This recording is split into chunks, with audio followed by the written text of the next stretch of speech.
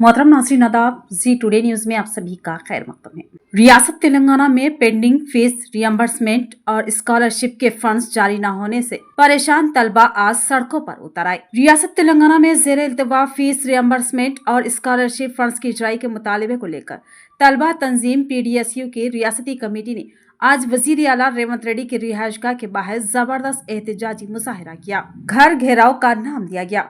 एहतजाज के दौरान हालात इस कदर कशीदा हो गए कि पुलिस ने कई PDSU कायदीन को मौके पर ही हिरासत में ले लिया। इस मुजाहरे का मकसद ये था कि ज़ेरे इल्तिवा स्कॉलरशिप और फीस रियम्बर्समेंट फंड्स को फौरी तौर पर जारी किया जाए ताकि हज़ारों तलबा की तालीमी ज़िंदगी मुतासिर न हो। PDSU कायदीन ने वाज़ेह किया कि जब तक हुकूमत तमाम बकाया जात जारी नहीं करती तब तक एहतजाजी मुहिम जारी रहेगी।